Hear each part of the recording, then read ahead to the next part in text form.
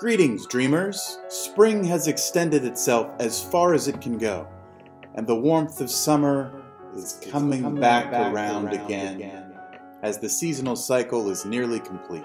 She has been relieved of her trappings by the former Emperor of Zorn, who became a phoenix before leaving her behind to her own devices. Now, she stands atop a bloody mountain of her own handiwork, assuming the appearance of a golden goddess, much like Sophia became upon being set free from her crimson shackle. She has been the maiden. Now she assumes the role of an expectant mother. She has also, at the expense of Speartooth, been reunited with her ruby heirloom, Gleam.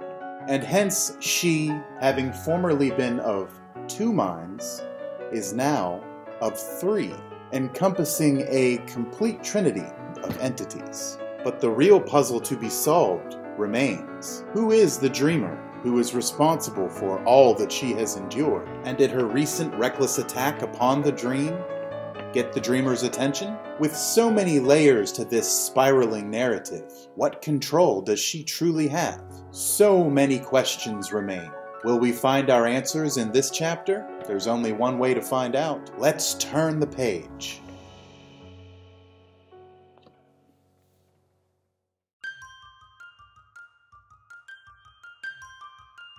Chapter 12. Rose. This child lord's splendor. Everything is different for her from that point on. Amplifying her omniscience, she skips back to the space behind the big red doors and gathers up the remnants of her things. They've been reduced to souvenirs now. Her transformative garb and boots, Speartooth and the quiver of living arrows from the laughing tree, her seahorse cornet, her crown, and all of her dream stars. Each and every one of them has turned into a rooted flower, which she picks and weaves into a wreath, along with her daffodil. She replaces her old headpiece with the garland, and is quite happy about it. The feather that was her sword flies away. There is a new flower, a neglected rose, which she claims and adds to her fresh crown. Each dream star has been a counterfeit tear shed by the dreamer and cast down upon this realm to be sought after and eventually found, then used to bring the lost souls that wander through this delusion back to a false assumption of reality. Sunbear watches her and mourns, for this seraphic sprite standing before him is a reflection of the past. He can see Nameless gently plucking the thorns from his nose. He remembers asking her to sing him a lullaby once. Then the long rain came. It seems like a lifetime ago. She notices that the scissors have not changed into flowers like everything else. She holds them up and admires her transcendental likeness in their glinting blades.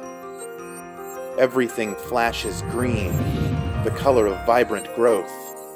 Water and sunshine begin to pour from her body, yet she pays this no mind at all.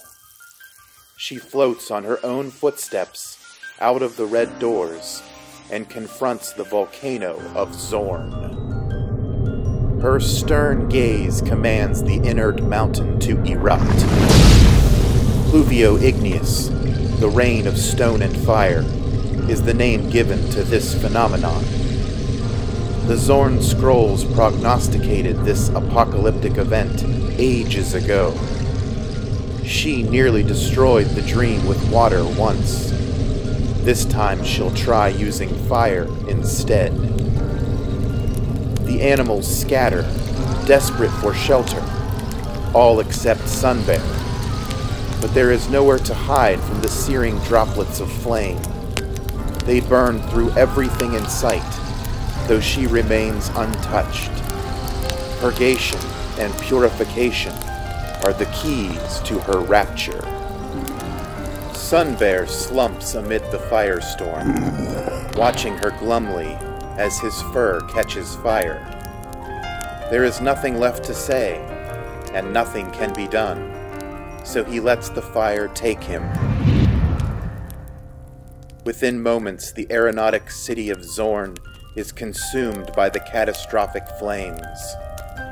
It explodes and rains down upon the tranquil dream sea. The burning detritus agitates the calm waters, and they begin to churn and roil as they had before when the two-eyed storm descended from on high. The smoldering debris that was once a great, enduring metropolis falls like ashen snow between volcanic globules of liquid flame. Through the smoke and fire, she can be seen soaring down gleefully and clutching an enormous dandelion tuft that she has conjured from a smaller one. It carries her around the entire circumference of the imaginary planet and back to the shores of the southern triangle. She has unfinished business here. As she walks, the ground springs forth with life. She steps softly and with slow purpose, growing a garden of gargantuan proportions. Almost every flower, tree, pitcher plant, mushroom, fern, bramble, shrub, and weed magnifies to an enormous size, dwarfing her while she navigates the jungle forest. Her very presence is nurturing and warm.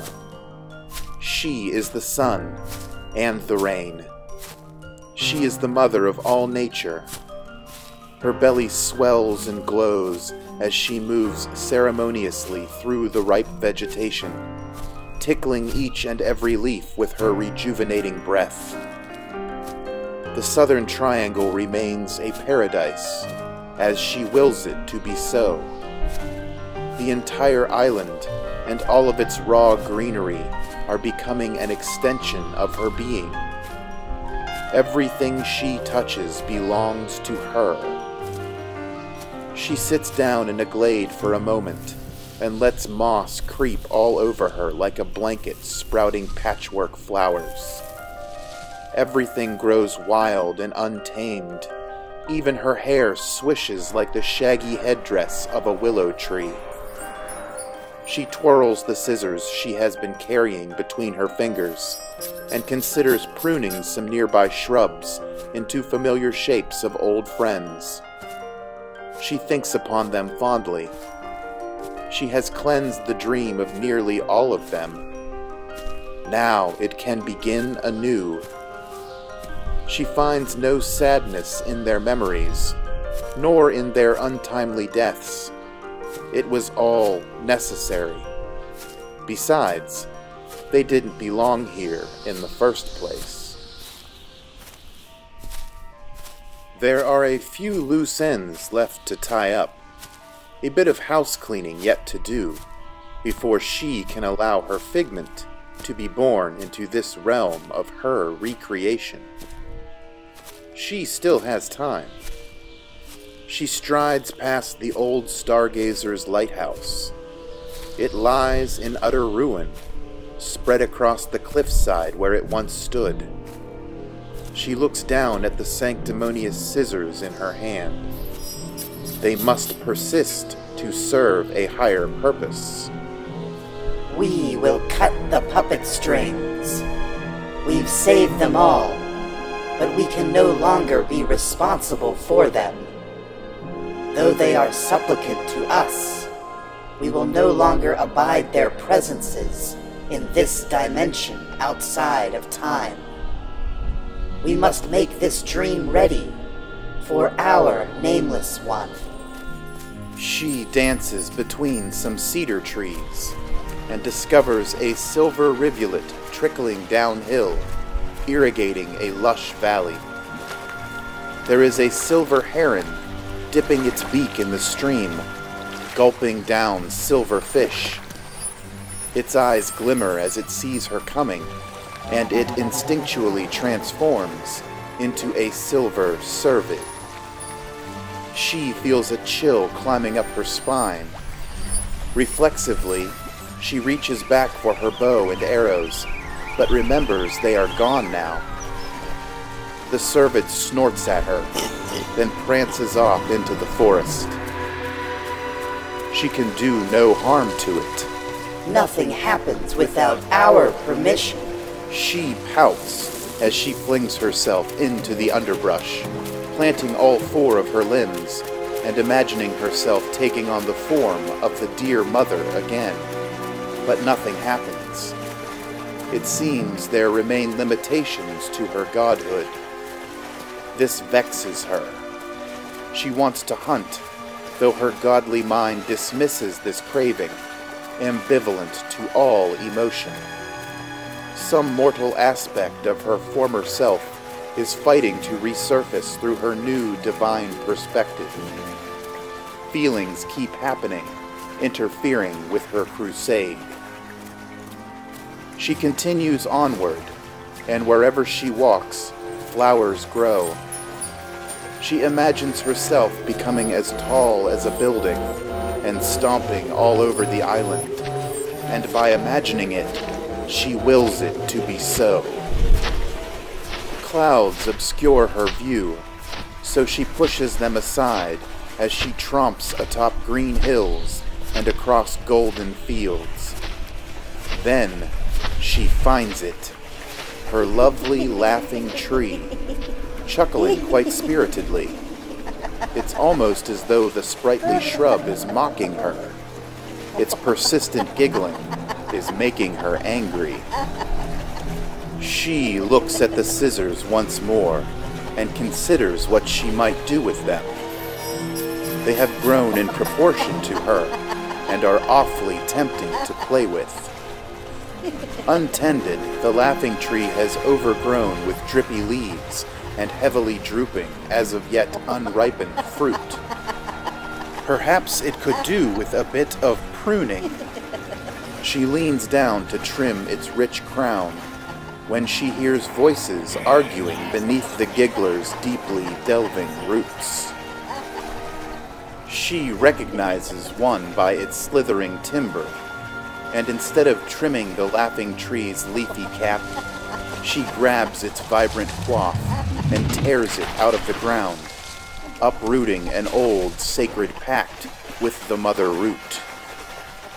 In a final desperate act of love, the laughing tree forcibly ripens the sumptuous prismatic fruit on every single branch.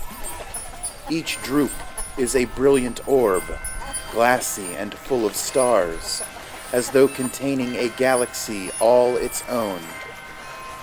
The tree's laughing ceases, and its leaves fall off.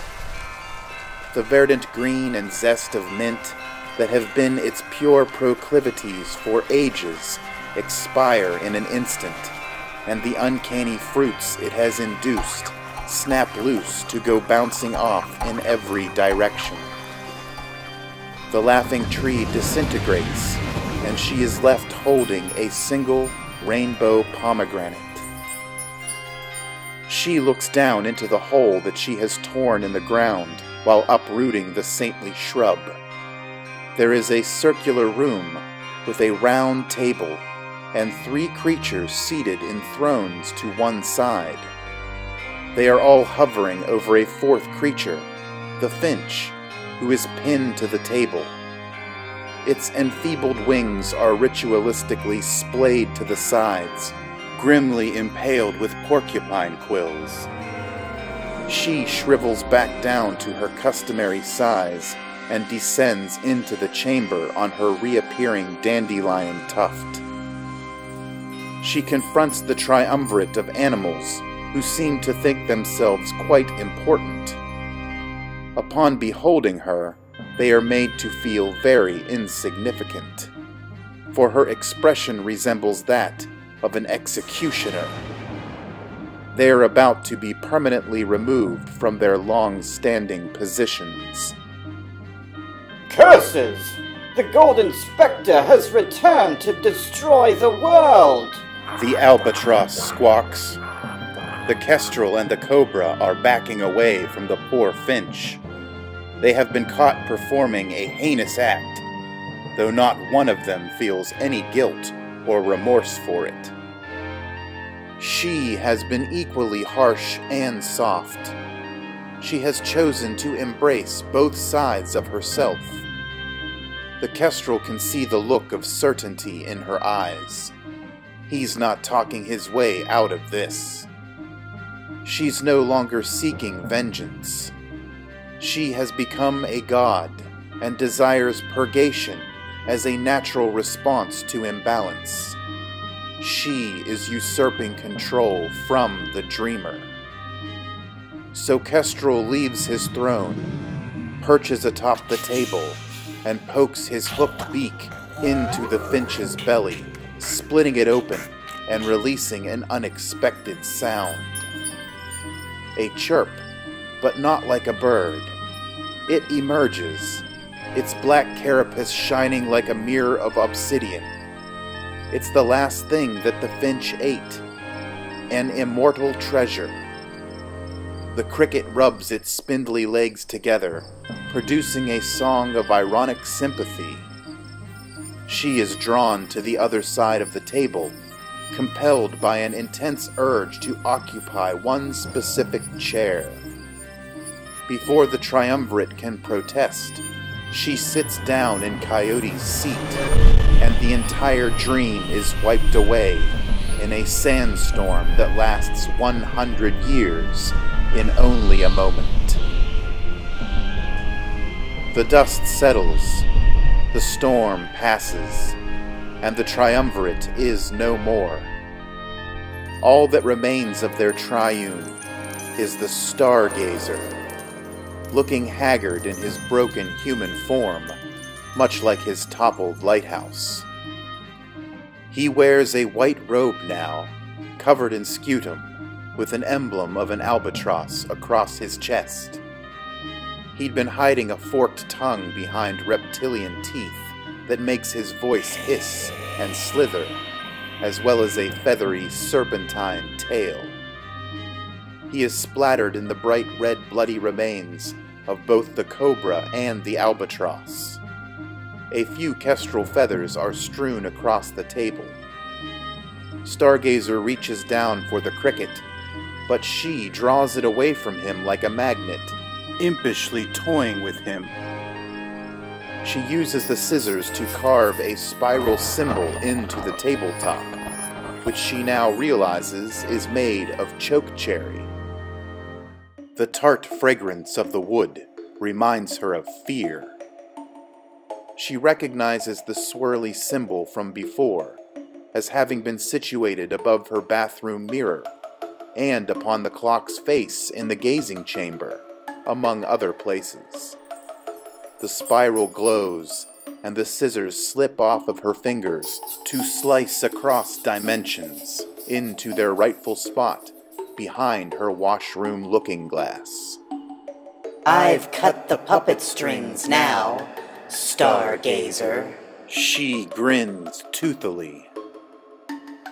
She holds the prismatic fruit from the laughing tree aloft and casts a terrible curse upon the Stargazer that will ripple across time and space forever. This is at once the beginning and the end of so many unfortunate things, but the Stargazer seems unfazed. He waits for her to stop grinning before reminding her of the truth that she is wholeheartedly committed to contradicting and undoing. This isn't your dream. He smiles in devilish return. For I am the dreamer. You are just a figment of my imagination.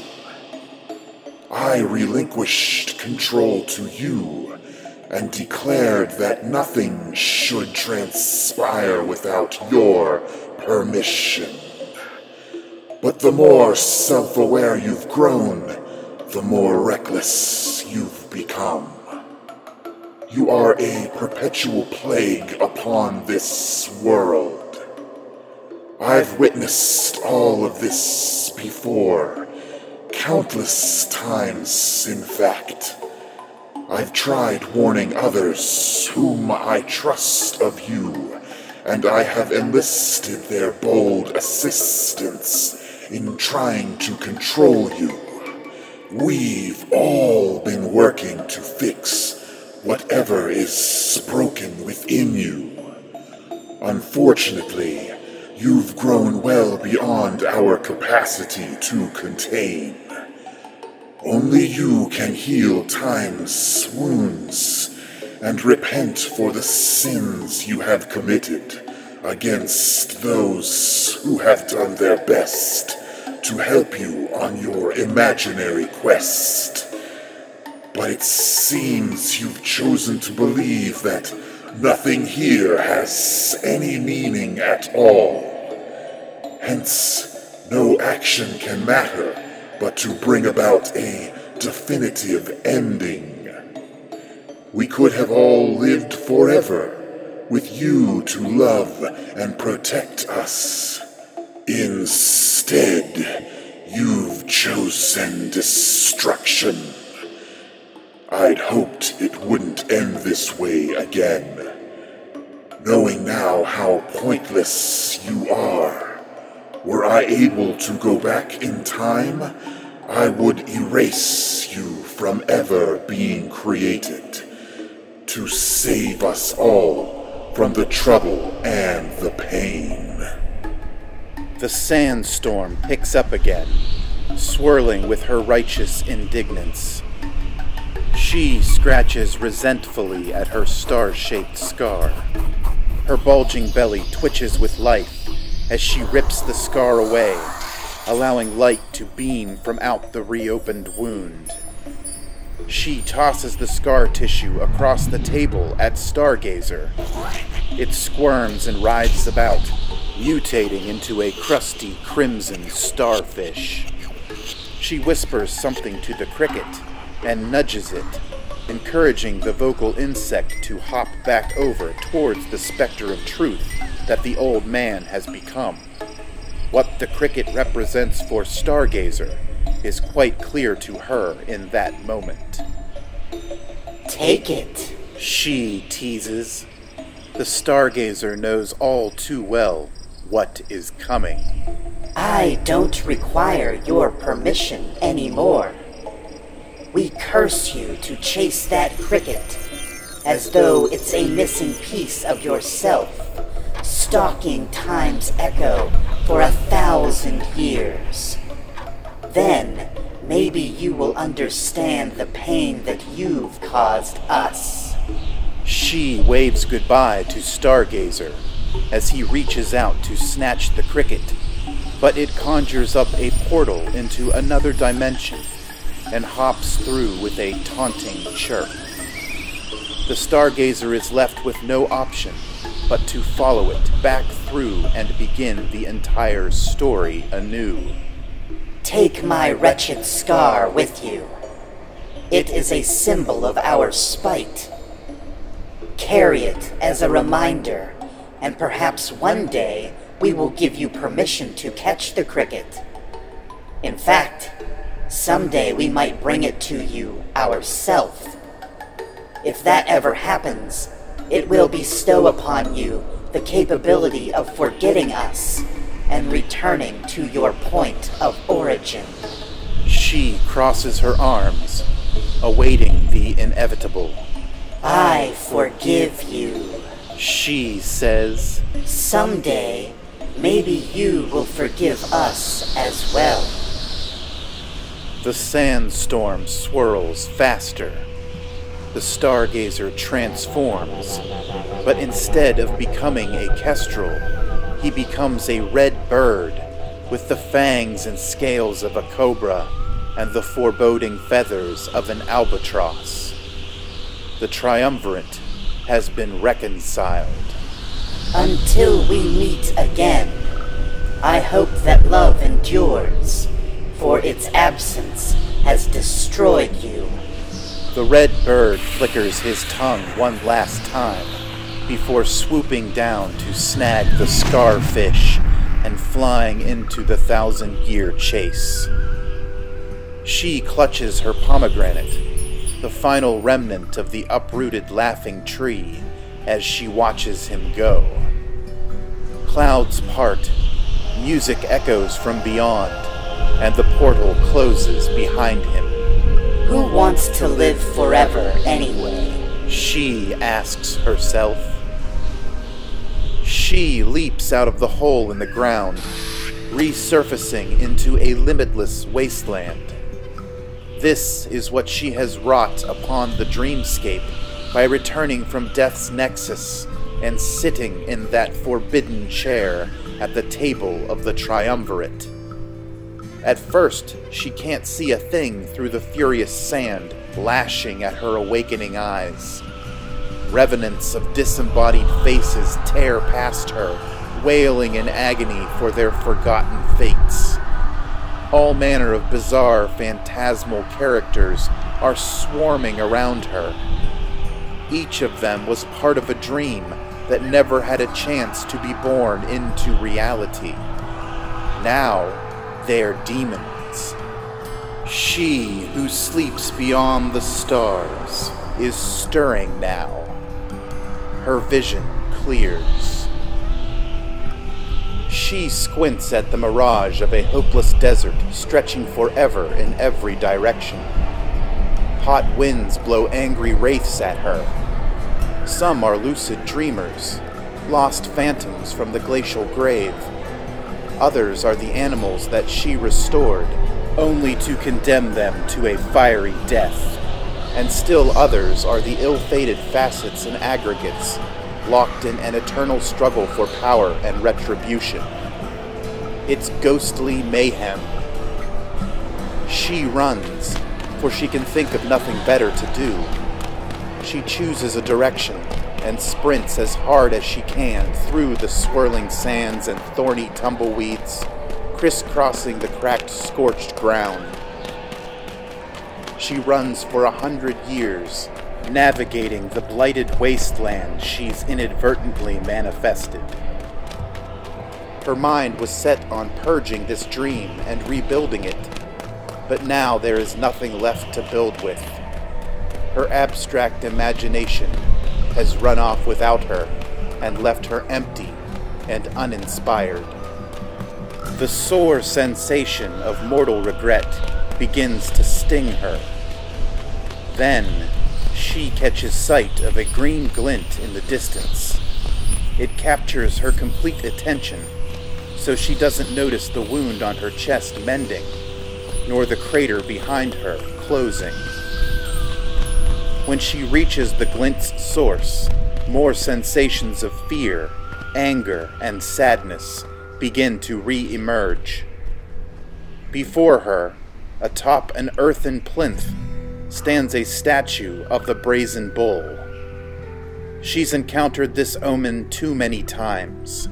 After she first made landfall upon the southern triangle, in the Canyon of Clouds, and in the frozen castle where her dearly departed penumbra took her dying breath.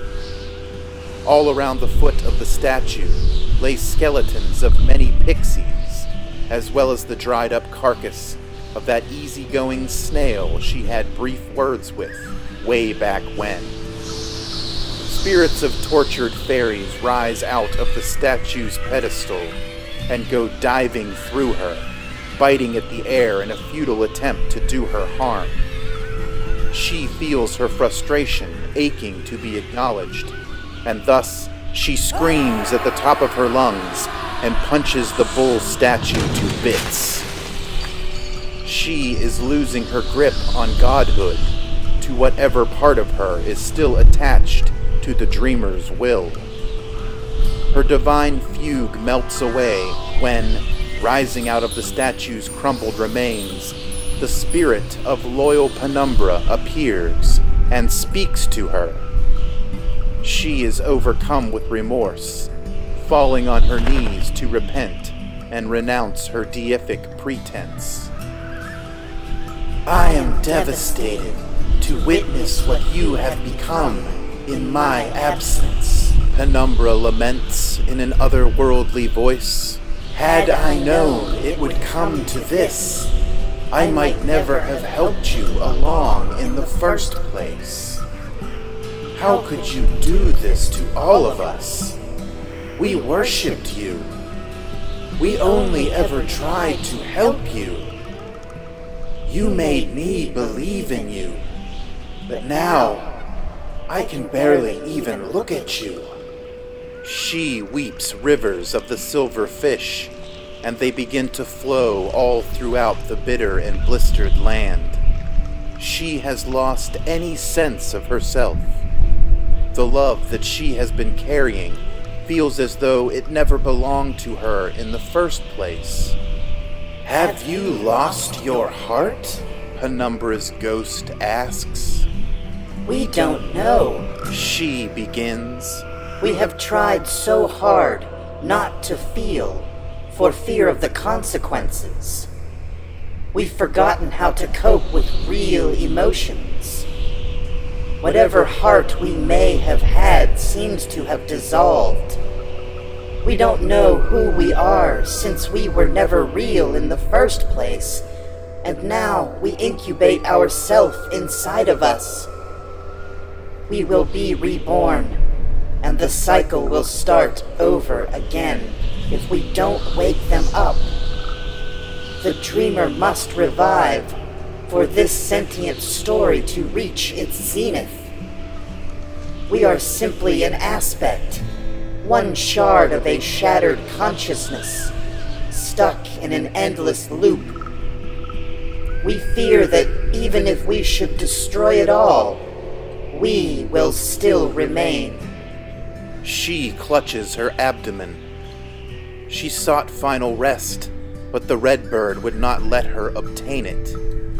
He has kept her trapped here for 1,000 years, and it seems she will persist for all eternity. We didn't ask for this epic responsibility. We never wanted to be a queen or a god. We never even imagined becoming a mother. We cannot bring another nameless one into this world. We cannot allow the parasite, the darkness that calls itself the light, to be reborn. For look at what we have done. This is the price of love. I wish I had never been imagined. Her streams of silver tears swim as fish into the distant sky.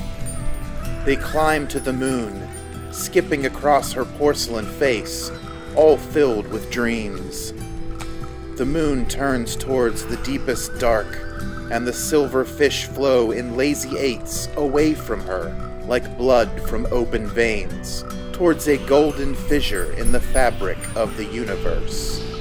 The mother root is calling everyone home, accepting them back into her womb. For the first time, she believes she discerns the mother of trees clearly. Behind the golden fissure is another and another, stretching on forever. She sees a golden orchard of trees, each one rooted in stardust and surrounded by the weaving streams of silver sap that bleed from their thick-set trunks. She watches as the silver cervid comes prancing down from between the golden rows and gently sips from the silver stream. She has returned for you. The chase is being renewed, Penumbra says. It is my hope that you will capture peace, and that love will lead you to it, for I cannot. Goodbye. Penumbra's apparition flies away with those words, and she is left to dance with the haunting silver cervid. She must catch this creature. It has been a troubling omen for far too long. She tiptoes towards the elusive deer. It stops drinking to look at her. Their eyes meet for a quiet moment. She can feel her prey begging her to give chase. It wants to be pursued. So, she runs after it, and the cervid bounds off towards the horizon. The slippery spirit is leaving behind silver hoofprints for her to follow. The sun sets on her forlorn wasteland, and she races headlong into the deepening night. The wraiths that ride the stinging winds are gone now. She chases the cervid through twilight and into another day. As morning breaks, the trail of hoofprints ends. She looks around and can see no sign of her prey. She is left standing in the middle of nothingness, without purpose or direction. Then she finds another familiar omen here in the desert doldrums. She is reminded of plunging into the dream sea, of sinking to the bottom, and of the red starfish that acted as a sentry, alerting her pursuant shadow as to her arrival. She watches that same creature now, writhing about atop the fractured ground. She remembers her Eskar and all of her spite that it carried with it when she cast it upon the stargazer. That malicious scar becomes a monster, growing to gargantuan size, snatching her up and wrapping her in its crusty tentacles. It strangles her, and despite all of her divine influence, she is powerless to contend with the strength of this figurative manifestation of her own fermented anger. The Scarfish is about to crush her when a rusty indigo rocket ship whistles out of the sky and crashes directly into the bitter beast. She pries herself free from the anathema's suction-cupped clutches and rolls away to avoid its death throes. A dragonfly zips up to her face and stops for a second to acknowledge her. She recalls her passage into this dream and how a dragonfly had vouched for the finger of fate and was sent by the mother root to assist her. It does not speak to her. It flitters off in the precise direction that she senses it will. Her focus turns back to the timely wreckage. Well, don't just stand there. You've got to get moving. The voice is a welcome reminder. Out of the rusty rocket ship leaps and bounds tiny Tumbles, dressed in a captain's formal attire, and looking quite short and stout again, now that the whammy hammer is gone. She is most relieved to see that she had not killed him in her godly rage when she walloped him into another galaxy. Behind Tumbles, there are several strange entities emerging from the rocket, no doubt his flight crew. You wouldn't believe the worlds I've visited aboard the Syzygy, Tumbles declares exuberantly. but we can catch up another time. For now, you have got to get to the gazing chamber. The Stargazer, the red bird, the scourge of the stars and space, is destroying worlds one by one, blinking them all out of existence. If he reaches the fissure at the brink of the universe, he will devour the mother root and drink up the silver stream. Then everything will forever be forgotten. You must stop him. You're the only one with the power to do it, for it is you he fears, and it was to you that he once surrendered. I journeyed all this way to find you. I built this rocket and assembled a crew. We traveled through time and space to... Tumbles stops to look around, momentarily puzzled by his surroundings. Wait a minute. Didn't this used to be an ocean? What did you do? She bethinks her embarrassment and says nothing about her apocalyptic temper tantrum. And you are with child. Who is the father? Tumbles asks. Wait, let me guess. She raises an eyebrow as Tumbles brains it over, scratching his beard and looking confused. His jaw drops when he figures it out. Well, doesn't that just beat all? He chews on his words for a moment in perplexity. I followed the finger of fate's directive once. It led me into this nightmare. I'm not so sure that insects should be trusted. Her doubt is at odds with her intuition. Being imaginary is really hard. I'm sure if I were real, I wouldn't be so confused all the time. Oh, come on. Tumbles says. This isn't so bad. I quite enjoy being a figment of the dreamer's imagination. I get to do all sorts of fun things. Perform impossible feats. Hunt for lost treasure. Visit alien worlds. It's very stimulating. She finds a humbling joy in his logic. I guess you could be right. She surrenders. Ever since I found out the truth, I've been fighting against it. But why? The only reasonable course of action is to follow the story through to its conclusion. Am I right? I've been struggling to make sense of this dream, but dreams don't need to make sense.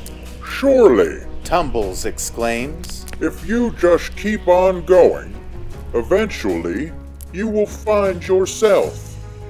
Somewhere on the other side, this story has not yet been told. Someone is waiting to hear and be inspired by it. They probably won't care about all the ridiculous details or the plot holes that bother you. They just want to join you on an adventure. Stories are expressions, just like dreams. Even though we don't always understand them, they're still an important part of us. So long as there is somebody around who wants to listen, you'll never be alone. Your legacy will endure. The great stories sprout from seeds of love. We pass them on in the same way that we share affection. I've always found reading a good book to be a lot like receiving a big, warm hug. She still has one concern. That's all fine and good, but I don't want to keep reliving this dream over and over again. Even if I am made to forget all that I've done before telling the story again, if I am unable to wake up and escape from these pages, then it is a prison, not a life. I want freedom, however impossible that might be. She who sleeps beyond the stars sighs contently, and a sweet breeze whistles between them. With his hands on his hips, Tumbles admonishes her. The freedom you crave may not be so glorious as you imagine. To be a part of that world, you must give up any hope for a happy ending. Life is a tragedy. It concludes without exception, often painfully, and all that you come to love perishes as well. At least here in the dream, you can endure. Our story never really ends. It bleeds beyond these pages, becoming a part of the hearts and minds of others each time it is retold. We are liberated by their imaginations, for they take us with them. They invite us into their dreams, giving us more realms to explore. From every seed planted, a new tree grows. That is how we survive and thrive. Tumbles sticks out his plump little belly and rubs it. Our innate power is our ability to influence reality, despite not being active participants. It's the conundrum that defines us. We cannot exist without the reality that inspires us, yet now that we do exist, our reach can extend far beyond that of any living being. The gregarious little gnome chuckles. Here we are, you and me, two imaginary entities having a conversation about the fact that we aren't real. Is this irony or insanity? How long have you known that you aren't real, Tumbles? She is somber now. Perhaps without the mystery, things have lost their sparkle. When we first met, you did not let on that you knew. Or perhaps you did and I just wasn't reading between the lines. Has it always been this way for you? The gnome nods. I've always known. We all have. You are the only one who did not know. If you had known, there would have been no quest, no journey of self-realization, no battle to overcome adversity, no story to tell. That is why we all revere you. Without you, none of us would be. You give us purpose. And whoever created you, well, they probably needed you too. This thought touches her. Maybe, just maybe, it's not so bad to be a figment after all. At least it means I have a purpose, a reason for being.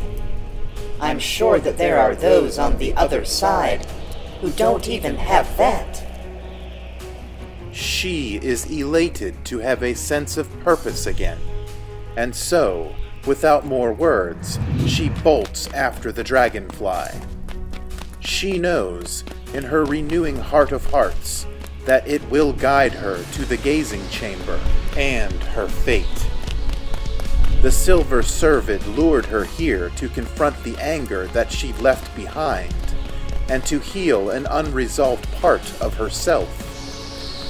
Thanks in part to dear Tumbles and the auspiciously reckless crew of the Syzygy, she's on the mend. Now she will redeem herself by answering for what she has done and ending this story once and for all. She opens up her stride and runs faster. Stay here and fix up the Syzygy, Tumbles shouts to his motley company. They immediately begin tinkering about and repairing the rocket ship, tossing chunks of the scarfish away from the wreckage. Each piece of barnacled flesh glows to ash as it is separated from the rest of the monster. Soon there's nothing left of her spiteful wound. Tumbles cranks open the port side of the Syzygy, and out pops a vehicle resembling a motorcycle with spiked wheels mounted with weaponry. He zooms off, trying to catch up with her. She is moving very fast now, gathering speed as she feels herself getting closer to her goal. She fixates on the dragonfly in the distance. It has stopped traveling and is hovering there, beside the decimated, fallen city of Uhai, shot out of the sky long ago by the airborne kingdom of Zorn, before it burned away to nothing. Tumbles motors up beside her. His vehicle is obnoxiously noisy and coughs black smoke. The dragonfly zips back to her side and acts as an escort, ushering her forward towards the clockwork ruins. I hope that you'll come back, Tumbles yells at her. I wish you all the luck in this made-up universe. I would love for you to return someday and go on some adventures with me. We could rebuild this dream or visit 1,000,000,000,000 others. So long as you overcome the Stargazer, you should be able to return, right? She is very focused and doesn't respond. She has no idea what to tell Tumbles. Without any sense of what awaits her in the gazing chamber, how can she know for certain if she'll even remember all of this? Tumbles recognizes her determination and jets ahead of her. I'll clear a path. You just get up there and save the world. His encouraging words inspire her onward. Tumbles closes in on the ruined city of Uhai as copper spheres that transform into robots roll out of the clock tower to try and stop the invaders. The tinkering monkeys didn't bother to maintain these machines of war, so they shriek and grind rustily as they advance. They are the Guardian Drudgers, built as a contingency plan by the Facets to protect their dear home in the event of their extinction. Tumbles lets loose the fury of his vehicle's laser weaponry, gunning down the Drudgers intent on pulverizing him. He screams inaudibly as she runs past him through the fray, making for the doorstep of the fallen city. She finds a side entrance she'd not noticed before. Once inside, all sound is sucked away, and she's left creeping through the eerie silence. It's unsettling, thinking about the primates that worshipped her here before, and how noisy they were. The mosaics displaying her heroic exploits have completely changed. Only a few fragments of the past can still be found. One of them catches her eye, so she picks it up. It is a splintered effigy of her holding the prismatic fruit. She'd practically forgotten she was still carrying it. It feels warm and calming in her hand. Maybe she should have paid closer attention to these images when she first visited here. They might have warned her of what was destined to transpire. On the reverse side of the fragment is the same symbol she carved into the chokecherry table after she dispatched the triumvirate. It is a spiral line, a curving distortion of time. She makes her way to the chasm she created when she trumpeted her seahorse horn. The rainbow geyser that spouted from out the crevasse is gone now, but a helix ladder undulates into being at her imagination's command, delivering her down into the gazing chamber. She lands softly atop a pile of gold rubble beside the half-buried broken clock. That same spiral symbol appears upon the clock's face and compels her to move the second, minute, and hour hands, bringing together the past, present, and future. She spins them with her mind, imagining them following the spiral and lining up with the stars of every dream. She runs her fingers around the circular edges of this persistent, arcane symbol that keeps announcing itself to her. The face of the clock opens, revealing an organic tunnel, just like the one she passed through when she was yanked out of her life and into this dreaming world. She sees the dragonfly darting down the tunnel, following a renewed trail of the cervid's silver hoofprints, and before she can make the choice to dive in after it, a cold blast of wind sweeps her up and pushes her forward. The air around her turns frigid, and crystallizes into shards of glass. Her mature body is reverting to its adolescence. She travels backwards, and instead of re-emerging into a realm of light, all goes as dark as the inside of an eyelid. She opens her eyes and sees her reflection staring back at her. She has returned to where it all began. She is as young as she once was, but significantly wiser.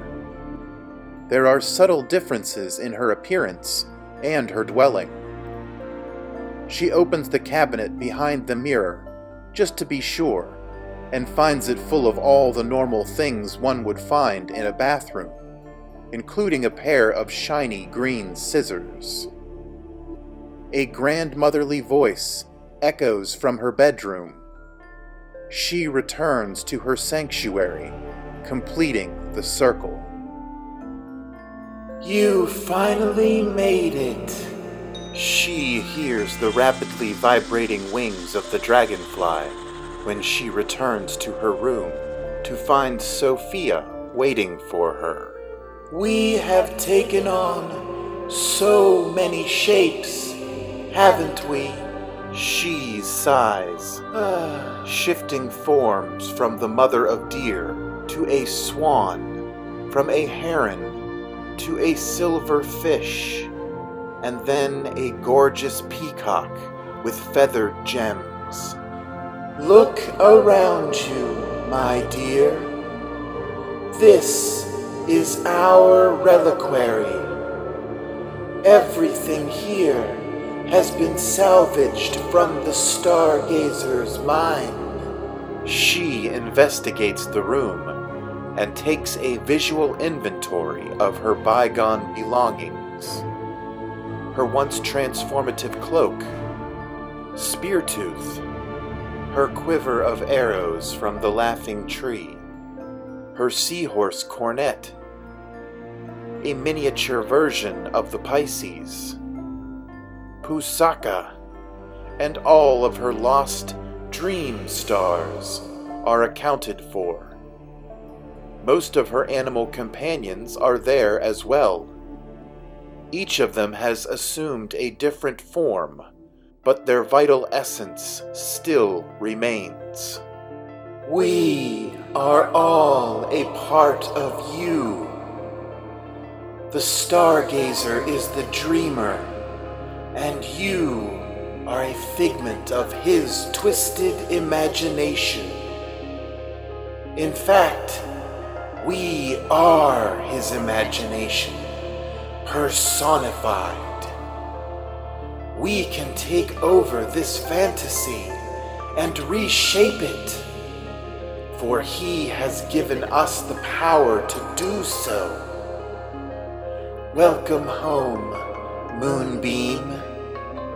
But you cannot stay for long. Others need you. You relinquished your dominion to him, the Omegas Metazenith. You admitted defeat when you let him seize the cricket. But you are still here, and we are never alone, not so long as our love endures. Love is the power that we have within us. You may not realize it, but love is the seed we grow from and the fruit that we yield. Embrace that cosmic egg you've brought back with you. It is the key to renewal, the new seed. You have earned your name. Our moniker of she was always a dismissive falsehood. Be who you are, and never doubt that you are loved. She gazes thoughtfully at her bedside table, upon which her old red journal rests, collecting dust. A grand poetic story resides therein. There is a lovely rose lying across its cover. She walks over and picks up the flower to unveil her signature. It reads, P.S. Sylvan.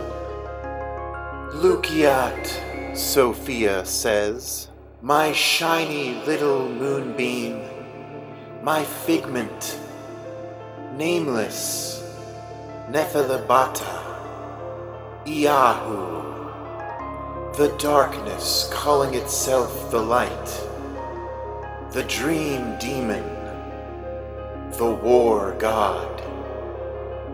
All of these are pseudonyms.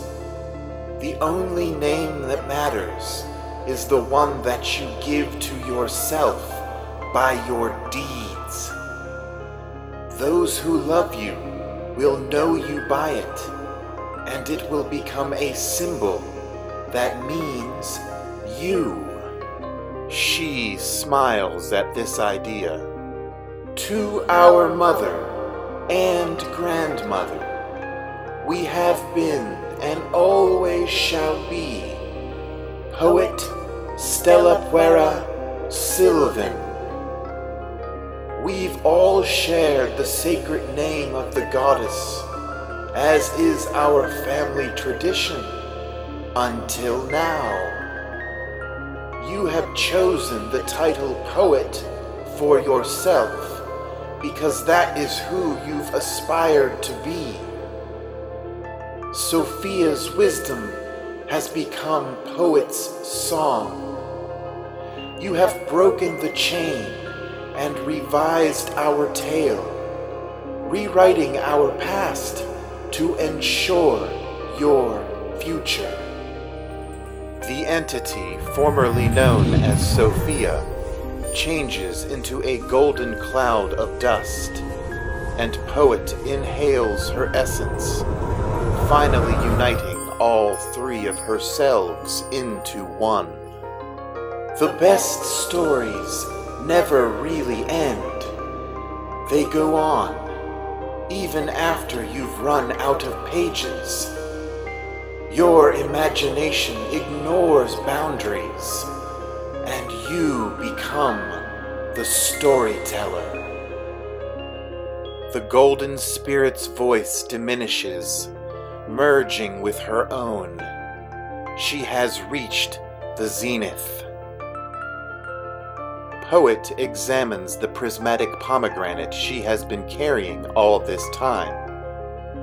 Peering into its depths, she feels the universe collecting itself, bringing every dream star into alignment in anticipation of her next action. She takes one last look around, reminding herself of all that has inspired her. She is overwhelmed by a deep sense of gratitude. She feels love for everyone that has contributed to her adventure, even if they were just fictional representations of people she will never meet. They helped her put her puzzle back together. For the first time, Poet knows true peace, and she takes a big juicy bite of the ethereal fruit. The flavor of memory returns to her tongue. The dream quickens. It is a reckoning the likes of which she could never have imagined on her own. The entirety of her fabricated existence is revealed in sequence like a woven history unraveling across eternity. It is her hand that is writing the story now. A giant chrysalis begins to take shape around her. She folds her arms across her chest and embraces the pain of metamorphosis, forgiving herself for doubting the finger of fate. She remembers a phrase from the past. It reverberates all through her mind in a chorus of ceaseless unified voices. Mind over matter, matter over mind. Don't blame the dreamer for the hole you left in time. The wisdom of ancient Sophia quiets poet's mind as she awaits her transformation. She realizes that the expectations of others are no longer her burden to bear. She will not be defined by what others believe she should be and do. This child Lord Splendor, gestating within the cosmic egg, need not ever be hatched. There are so many other ways to bring something of beauty into the world. It is her choice, poet's choice, how she will do that. Her metamorphosis ends. The universe shudders whenever poet bursts free of the chrysalis. She has developed rainbow butterfly wings. She flicks them dry and spreads them wide. She smiles and remembers releasing that singular arrow from the laughing tree into the vortex of time just before ascending into the ether. She envisions herself as a child, receiving the arrow when it arrives on the other side, like a message of love from beyond. She planted the laughing tree. She is still planting it. Out of the corner of her eye, Poet sees a red flicker pass by her bedroom window. Somewhere in outer space, the deceitful stargazer is waiting to obliterate her. The conclusive confrontation between creator and creation is about to begin. She draws upon all of her keepsakes and the love they engender. She takes a deep breath and shoots like an arrow through time and space. A dream named Poet breaks away from expectations to search for her ultimate destiny.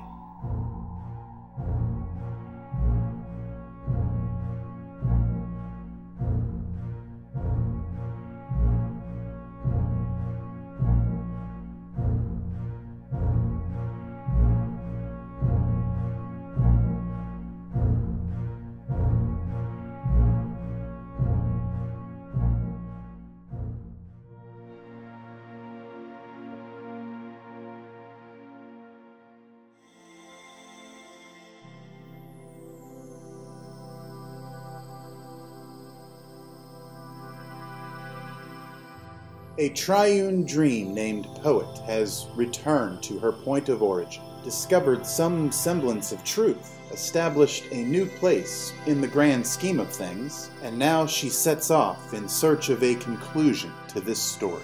Poet is going home, wherever that might be. The journey will carry our protagonist through the very fabric of space and time, to where the seed was first planted. Along the way, we will listen as an epic poem unfolds, describing all that we have experienced within these pages, as well as events that we have not been privy to, secrets that extend beyond the binding, and into the ethereal imagination of the one who holds the crimson quill, and writes with ink the true ambrosia that extends the life of the imaginary through the telling of stories. I hope you will come back and join me for the conclusion to this tale, for an ending is just the beginning of yet another epic fable, as of yet unrealized. Until then, I wish you peace, love, and thunderstorms. Farewell, dreamers.